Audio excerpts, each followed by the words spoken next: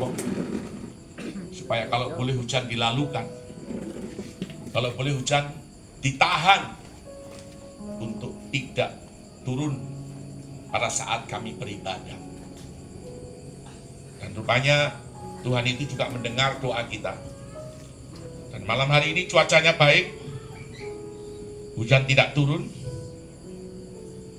Saudara, sebab firman Tuhan berkata dalam Filipi pasal 1 ayat 21. Filipi pasal 1 ayat 21, tolong kalau ada yang bisa dibacakan. Filipi pasal 1 ayat yang ke-21. Filipi pasal 1 ayat yang ke-21. Karena bagiku hidup adalah Kristus dan mati adalah keuntungan. Amin. Inilah yang selalu digaungkan, selalu disuarakan oleh mantan gubernur DKI Jakarta. Siapa? Saudara semua tahu Ahok. Ahok selalu berkata mati itu adalah keuntungan. Bagiku hidup adalah Kristus. Bagiku hidup adalah Yesus Kristus. Mati itu keuntungan. Ya, saudara, itu luar biasa. Kita bersyukur sebab satu-satunya agama yang kita sebut Kristen itu punya juru selamat. Pendeta, apakah agama lain punya juru selamat? Tidak. Saudara, itu keuntungan buat kita. Karena juru selamat inilah yang telah melakukan penebusan. Dia telah mati di atas kayu salib, menanggung dan memikul semua dosa kita. Dia mati, menggantikan kita mati. Dia mati seperti anak domba yang dibawa ke pembantaian, disembelih, digantung di atas kayu salib. Saudara dan saya yang seharusnya mati dan dihukum mati di atas kayu salib itu, tetapi semua dosa itu diambil, ditimpakan kepada tubuhnya. Semua kutuk ditimpakan kepada tubuhnya. Bahkan semua penyakit itu ditanggung dan dipikul oleh Tuhan di atas kayu salib. Dia menjadi juru selamat karena dia menebus dan membayar lunas saudara dengan darahnya. Jadi kalau kita bilang pergi ke rumah duka, itu lebih baik daripada pergi ke pesta. Ada apa dengan rumah duka? Karena disinilah sebenarnya saudara dan saya itu bisa merenungkan bahwa hidupmu, hidup saya itu ada akhirnya dan akan mati. Bisa ditawar pendeta, saudara bisa tawar kepada Tuhan Yesus itu sendiri, memberi hidup. Ini benar. Kalau Tuhan bilang besok kamu mati, matilah kita. Seperti itu saudara. Sebab dia berkuasa. Jadi jangan ada seorang pun yang ditinggalkan ini menjadi orang yang tidak punya pengharapan, menjadi orang yang tidak percaya akan Tuhan. Mungkin hanya percaya di dalam mulutnya saja. HP-nya dihentikan ya. Jadi seperti itu saudara. Saudara harus percaya bahwa Yesus itu adalah Tuhan. Dunia berkata, oh yang disalib itu bukan Yesus, yang disalib itu adalah Yudas Iskariot, atau orang yang diserupakan. Boleh, silakan saudara berkata demikian. Tetapi saudara harus tahu bahwa Alkitab ini adalah juga buku sejarah. 4 kitab Injil itu menulis. Matius, Markus, Lukas, Yohanes. Tetapi ada orang-orang yang menulis kisah tentang kematian dan penyaliban Yesus sampai kebangkitan dan kenaikan, yaitu sejarawan. Yang pertama adalah sejarawan namanya Flavius Josephus. Saudara bisa lihat di internet. Itu dia tulis semua. Yang kedua adalah Cornelius Tacitus. Dan masih banyak yang lain, Suetonius, Paulus Secundus, dan masih banyak yang lain. Ada 9 orang yang menulis sejarah Yesus disiksa, Yesus mati di atas kayu salib, dan dia dikuburkan, dan lalu dia bangkit dari antara orang mati.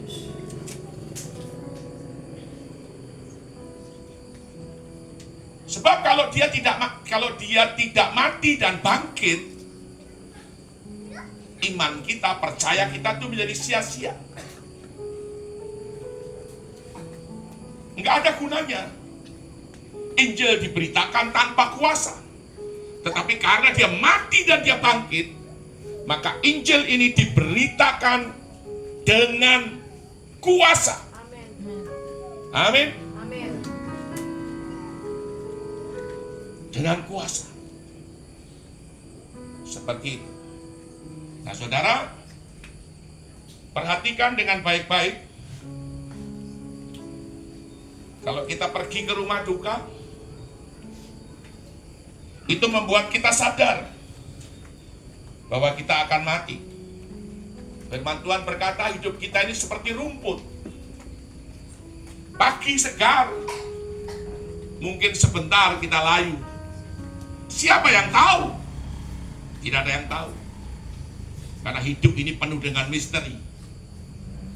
Seperti itu. Saya bukan menakuti, tidak. Tapi saya berbicara kebenaran firman Tuhan. Saudara, kita bersyukur kalau kita bisa datang ke rumah duka. Malam hari ini adalah malam pengucapan syukur kita kepada Tuhan. Untuk keluarga Liubana dan seluruh keluarga NTT atau Plumbamora tadi dikatakan. Anugerah dan kemurahan Tuhan itu telah terjadi. Dan semuanya itu akan berjalan dengan baik. Pergi ke rumah duka itu lebih baik daripada pergi ke pesta. Ada apa dengan pesta? Saudara lihat pesta. Di sekitar kita mungkin sering ada orang pesta. Apa yang dilakukan di dalam pesta itu? Pesta itu umumnya orang mabuk. Mabuk, saudaraku, mabuk dan mabuk dan mabuk. Seperti itu. Sementara Tuhan tidak inginkan kita mabuk. Apa yang ada dalam pesta itu? Bisa saja di dalam pesta itu terjadi pertikaian. Dalam pesta. Ya. Kalau di daerah tertentu bisa saja itu ada parang atau mando atau celurit dan lain sebagainya. Pesta. Saudara. Jadi kalau pesta itu adalah gambaran, bayangan di mana setiap orang ini hidup di dalam dunia ini. Saudara, ingatlah bahwa satu kali kita hidup. Hanya satu kali kita hidup. Itu menurut firman Tuhan. Dan setelah itu kita menghadap Tuhan untuk dihakimi. Hidup kita ini menentukan. Jadi hidupmu yang sekarang ini, hidup saya yang sekarang ini menentukan apakah kita masuk surga atau tidak.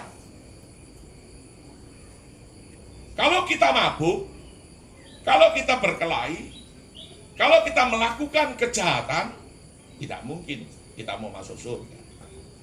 Makanya pergi ke rumah duka itu lebih baik supaya orang itu merenungkan, berpikir dan sadar akan hal ini. Nah, saudara, kita akan melihat yang berikut adalah hendaklah setiap orang itu memperhatikan, orang yang hidup ini memperhatikan hidupnya. Itu. Kita lihat Pengkhotbah pasal 3 ayat 1 sampai 3, tolong Pak baca. Ya, di situ dikatakan Pengkhotbah pasal 3 ayat 1 sampai 3 bahwa manusia itu ada waktunya, ada masanya. Ya. Semua itu ada masanya. Ada masa di mana kita hidup, ada masa di mana kita bisa mati. Pengkhotbah pasal 3 perikop, untuk segala sesuatu ada waktunya. Ayat 1, untuk segala sesuatu ada masanya, untuk apapun di bawah langit ada waktunya. Iya. Ayat 2, ada waktu untuk lahir, Iya. ada waktu untuk meninggal, Iya. ada waktu untuk menanam, Iya. ada waktu untuk mencabut Iya. yang ditanam. Iya. Ayat yang ketiga, ada waktu untuk membunuh, Iya. ada waktu untuk menyembuhkan, Iya. ada waktu untuk merombak, Iya. ada waktu untuk membangun. Iya. Puji Tuhan. Puji Tuhan. Jadi semua di bawah kolong langit ini itu ada waktu.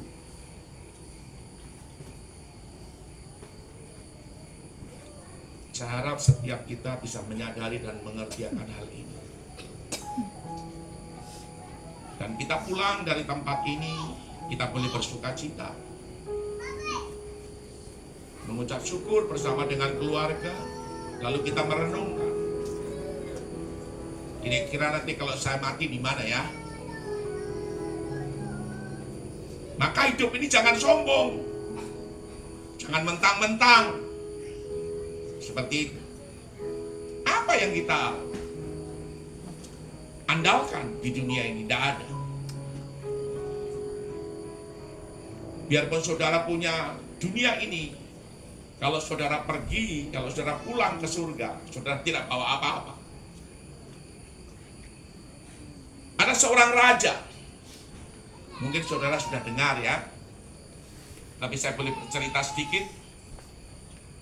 Raja ini bernama Alexander Agung, penakluk dunia pada masanya 325 Masehi, sebelum Masehi. Orang ini hebat, dahsyat, perkasa, menaklukkan seluruh dunia. Tapi satu hari dia sakit. Dia panggil tabib, berapa puluh tabib dipanggil untuk mengobati. Dokter-dokter hebat juga dipanggil untuk mengobati. Tetapi penyakitnya tidak kunjung sembuh. Dia punya kekayaan begitu banyak. Sampai hari di mana Tuhan tetapkan dia mati. Saudara, dia berkata, kalau saya nanti mati, kata raja itu, saya minta kiri dan kanan tangan saya itu petinya dilubangi. Tangannya itu harus keluar dari peti, kiri dan kanan. Kemudian yang memikul para dokter, para tabib. Kemudian harta saya ini yang berupa emas, perak, semua itu harus dihambur-hamburkan pada saat peti jenazah itu berjalan keliling kota sampai habis. Saudara, mengapa ini dilakukan? Dia tahu persis tahu. Sehebat-hebatnya dokter tidak bisa menyembuhkan penyakitnya. Makanya dokter-dokter atau tabib-tabib ini suruh memikul. Dia mau tunjukkan kepada dunia tidak bisa menyembuhkan penyakit. Kemudian tangannya yang kiri dan kanan ini keluar dari peti. Maksudnya petinya dilubangi. Tentu waktu dipikul tentu tangannya begini kan, itu goyang-goyang gini kan. Gitu. Dia mau kasih tahu, taulah kamu hai seluruh dunia, bahwa kalau orang mati itu tidak bawa apa-apa. Tangan kosong. Tangan kosong.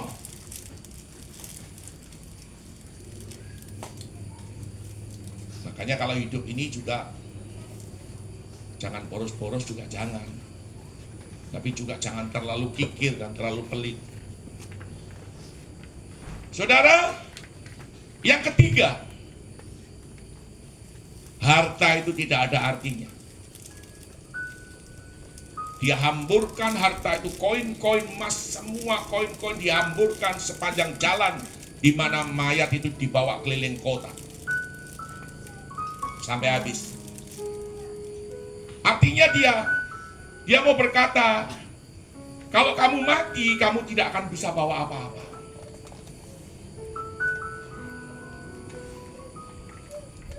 Saudara, hanya untuk perenungan saja. Ayub pasal 14 ayat yang ke-14. Tolong baca.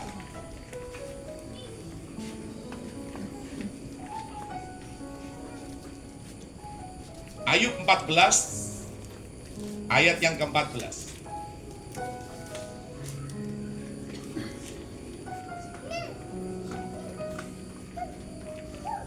Ayub pasal 14 ayat yang ke-14. Kalau manusia mati, dapatkah ia hidup lagi? Maka aku akan menaruh harap selama hari-hari pergumulanku sampai tiba giliranku. Iya, menaruh harap sampai tiba giliranku. Menaruh harap di dalam pergumulanku, kata Ayub, sampai hari di mana tiba giliranku. Jadi sebenarnya kalau kita hidup ini, kita antri untuk mati.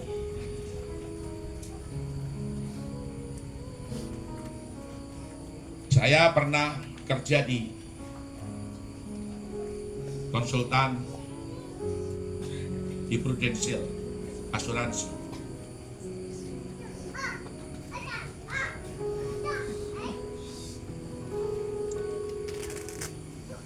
Itu selalu ditanya,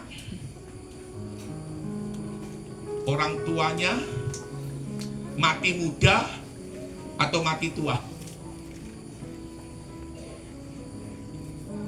Karena kalau berkait dengan kematian ini, saya tidak tahu ya, mungkin itu berdasarkan riset juga. Ada seringkali ada kutub yang membuat orang itu mati muda. Kita tidak sadar seringkali sebagai orang Kristen itu ada kutub yang mengikuti kita. Ada dosa yang dilakukan oleh moyang kita, oleh bapak kita, tete atau dari keturunan ayah dan ibu itu tidak terselesaikan, itu namanya kutub. Tidak perlu dibaca ayatnya, Keluaran pasal yang ke-34 ayat yang 6 dan 7. Tuhan pengasih dan penyayang, panjang sabar, berlimpah kasih setianya, mengampuni beribu-ribu sampai jutaan orang diampuni. Tetapi sekali-sekali tidak akan membiarkan dosa itu luput dari hukuman. Dan dia menimpakan hukuman itu kepada keturunan sampai keturunan yang ketiga dan keempat. Jadi kalau tidak diselesaikan, maka terus akan menurun. Nah, kutuk ini dalam bentuk apa?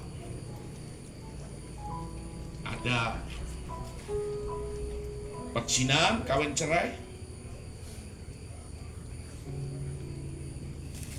percabulan, dalam bentuk apa lagi? Penyembahan berhala.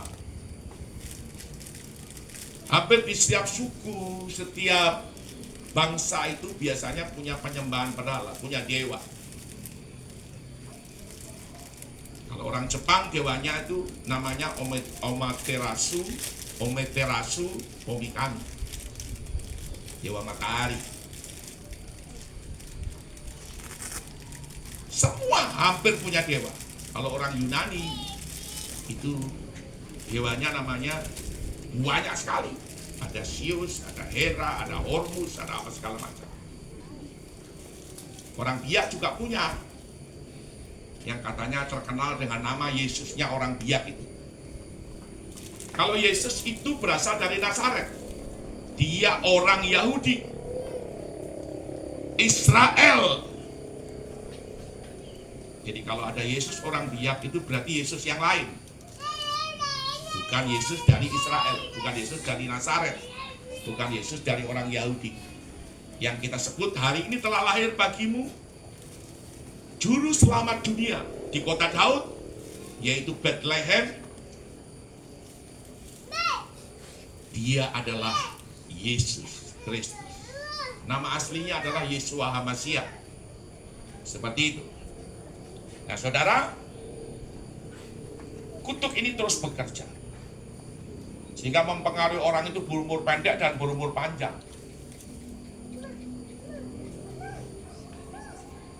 Seperti itu. Tapi Pak Pendeta, ada juga orang yang tidak kenal Tuhan umurnya panjang. Yaitu kedaulatan Tuhan. Seperti itu. Jadi, kalau orang punya penyakit jantung, biasanya nurun, keturunannya juga penyakit jantung. Kalau orang punya penyakit gula darah atau diabetes, keturunannya juga menurun penyakit diabetes.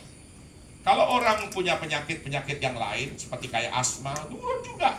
Epilepsi turun juga. Kusta turun juga. Itu yang dibilang penyakit kutuk keturunan, ya. Seperti itu. Ada lagi ikatan dunia orang mati. Kutuk ikatan dunia orang mati. Makanya di dalam Mazmur itu, Daud ada 2 kali menyebutkan bahwa tali-tali dunia orang mati melilit aku. Tali-tali dunia orang mati itu mengikat dia. Seperti itu.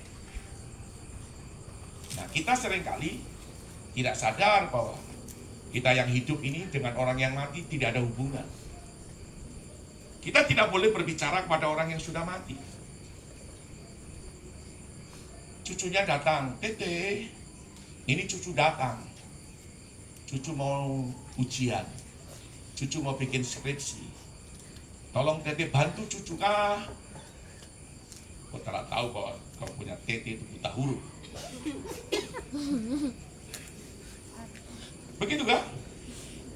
Itu yang kita dengar seringkali. Bahkan dari jauh datang ke kuburan, kita sudah berbicara kepada dunia orang mati.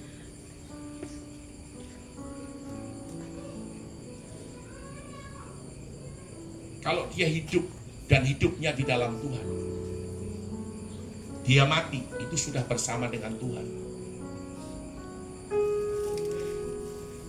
Makanya, saudara, di situ tadi dikatakan sampai tiba giliran. Hari-hari pergumulanku, kata Ayub, sampai tiba giliranku untuk bertemu dengan Tuhan. Kalau sudah tiba gilirannya, Tidak ada seorang pun yang dapat menahan kematian itu, tidak. Itu juga ditulis di dalam Pengkhotbah pasal 8 ayat yang ke-8 itu, tidak usah dibaca. Ayat yang ke-9a. Pengkhotbah 8, 9a itu, tidak ada seorang pun yang dapat menahan hari kematiannya, tidak ada. Sekarang kita lihat Roma pasal 14 ayat yang ke-8. Tolong, Roma pasal 14 ayat yang ke-8. Sebab jika kita hidup untuk Tuhan, kalau hidupmu itu percaya kepada Yesus, percayalah dengan sungguh-sungguh, lakukan kebenaran, hiduplah seperti apa yang firman Tuhan katakan. Oh, pendeta tidak bisa. Yo, memang tidak bisa. Tapi engkau harus berusaha, berjuang untuk engkau hidup. Roma pasal 14 Lakukan firman Tuhan. ayat yang ke-8. Sebab jika kita hidup untuk Tuhan. Dan jika kita mati untuk Tuhan. Jadi baik hidup atau mati, kita adalah milik Tuhan. Iya, puji Tuhan. Jadi kalau kita hidup ini, kita hidup untuk Tuhan. Demikian juga kalau kita mati. Makanya Basuki Cahayapurnama, Ahok berkata, bagiku hidup, bagiku mati adalah keuntungan. Saudara, seperti itu. Karena begitu dia mati, dia bersama dengan Kristus, Yesus.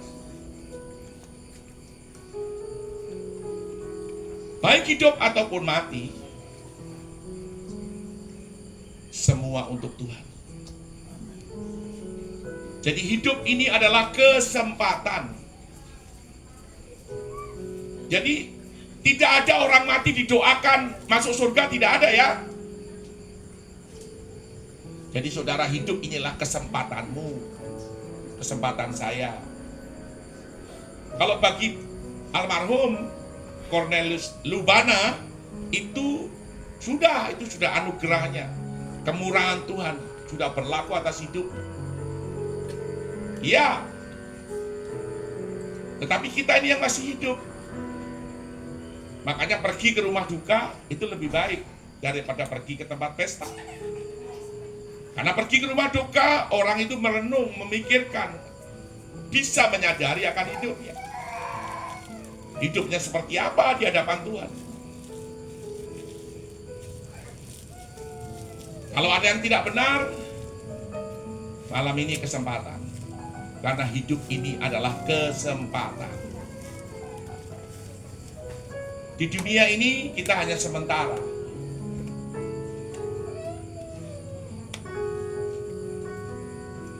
Kita orang asing di dunia ini. Satu ayat saja kita baca ya. Mazmur 119.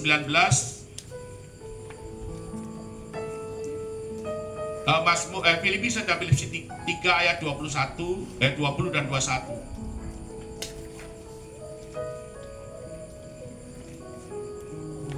Karena ini ada banyak sekali ayat yang berkata orang asing, pendatang. Kita ini pendatang di dunia ini. Karena di dunia ini tempat kita sekolah untuk kita dibentuk menjadi karakter seperti Yesus. Makanya ada lagu, ku mau sepertimu Yesus, disempurnakan selalu dalam segenap jalanku, memuliakan namamu. Ayo tolong baca. Filipi pasal 3 ayat yang ke-20. Karena kewargaan kita adalah di dalam surga. Amin. Dan dari situ juga kita menantikan Tuhan Yesus Kristus sebagai juru selamat. Tuhan Yesus Kristus yang kita nantikan adalah juru selamat, ya. Yang akan mengubah tubuh kita yang hina ini, Yang akan mengubah tubuh kita yang hina ini sehingga serupa dengan tubuhnya sehingga serupa dengan tubuhnya yang mulia yang mulia menurut kuasanya menurut kuasanya. yang dapat menaklukkan segala sesuatu kepada dirinya. Puji Amin. Tuhan. Jadi kewargaan negara kita adalah kerajaan surga. Mazmur 119 ayat yang ke itu dikatakan bahwa kita ini orang asing. Ayat yang ke-19.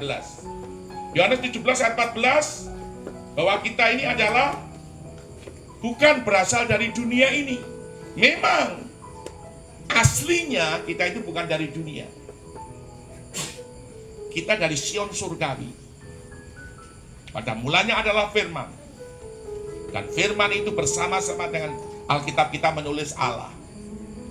Tetapi nama Bapa kita, panggilannya, namanya adalah Yahweh. Karena di situ di Alkitab saudara, kalau saudara pegang Alkitab itu ditulis Allah itu adalah nama pengganti daripada Bapa kita.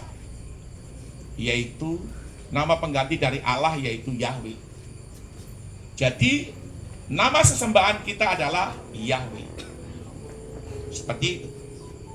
Saudara mau percaya atau tidak, itu sejarah membuktikan. Lalu Pak Pendeta, kenapa kok namanya ditulis nama Allah? Ya, karena yang menerjemahkan Alkitab ini dulu adalah orang-orang Melayu, orang-orang Malaka. Dan mereka kebanyakan beragama Islam. Kita bersyukur karena mereka bisa menerjemahkan Alkitab ini. Bahkan tahun 52 itu juga Alkitab pernah diterbitkan bahwa Tuhan kembali ke baitnya, itu ditulis di situ, ditulis Tuhan kembali ke masjid, ya seperti itu. Itu ada Alkitab. Jadi itu sudah diadakan perubahan-perubahan. Nah saudara, mari, ini adalah kesempatan. Hidup ini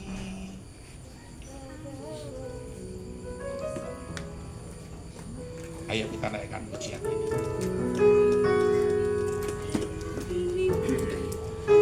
Adalah kesempatan hidup ini untuk melayani Tuhan. Jangan sia-siakan waktu yang Tuhan beri. Hidup ini jadi berkat. Hidup ini adalah kesempatan. Saudara tahu yang menciptakan lagu? Nyanyikan.